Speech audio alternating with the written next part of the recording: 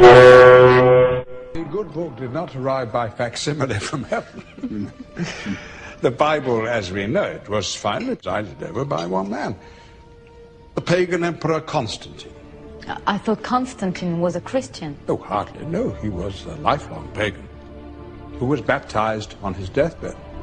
Constantine was Rome's supreme holy man. From time immemorial, his people had worshipped a balance between nature's male deities and the goddess, or sacred feminine. But a growing religious turmoil was gripping Rome. 3 centuries earlier, a young Jew named Jesus had come along, preaching love and a single God. Centuries after, Christ's followers had grown exponentially and had started a religious war against the pagans.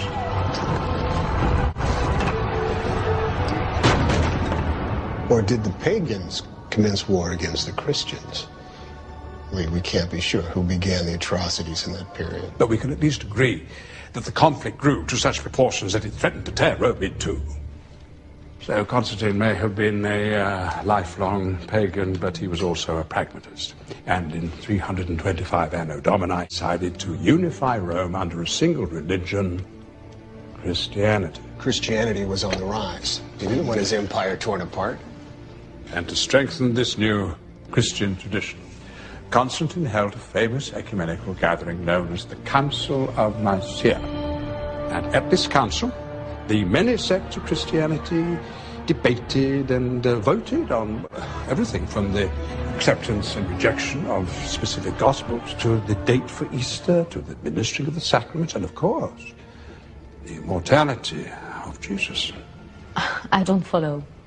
Ma chère, until that moment in history, Jesus was viewed by many of his followers as a mighty prophet, as a great and powerful man, but a man. Yes. Immortal man. Not the Son of God? Not even his nephew twice removed. Not even his nephew twice removed. Not the Son of God? Not even his nephew twice removed. Hold on. You're saying Jesus' divinity came from a vote? Well, remember in those days, gods were everywhere. By infusing Jesus the man with the divine magic, by making him capable of earthly miracles, as well as his own resurrection, Constantine turned him into a god, but within the human world. And he basically knocked the more distant gods out of the game.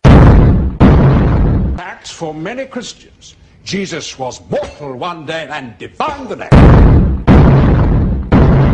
Absurd. There was even a formal announcement. Absurd. There was even a formal announcement. Excuse me. Who is God? Who is man?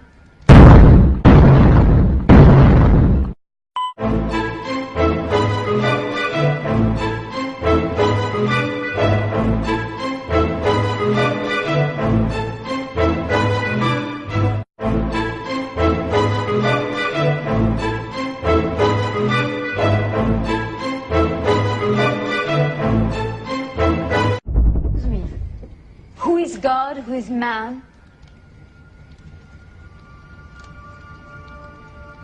How many have been murdered over this question?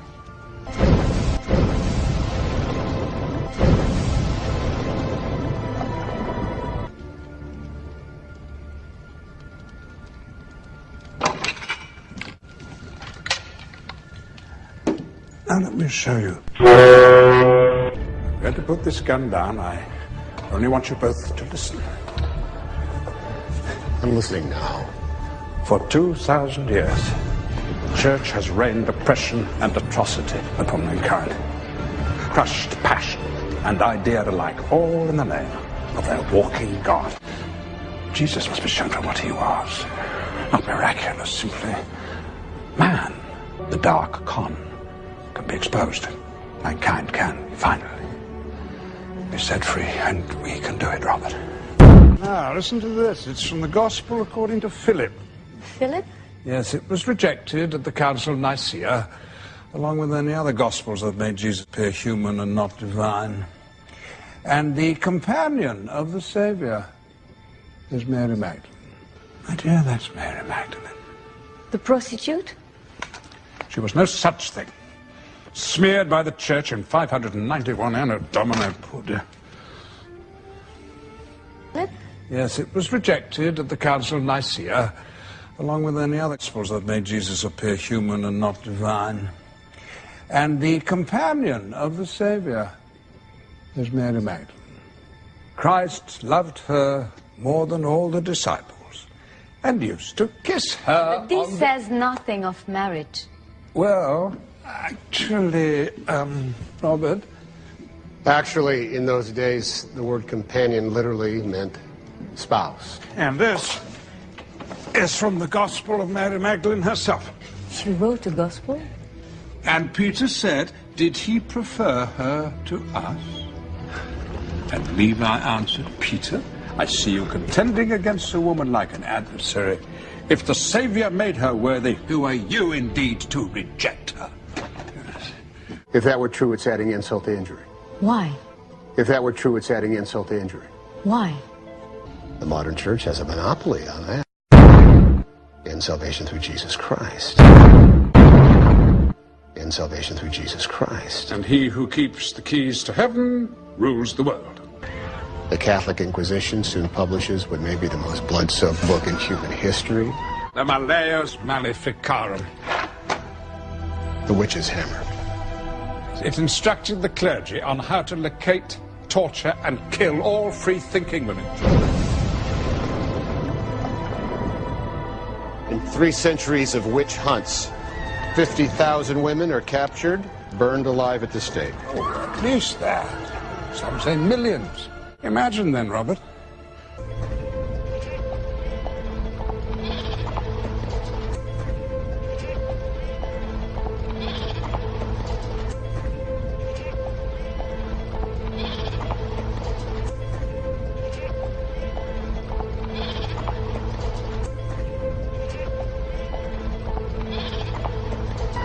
Kill all free-thinking women.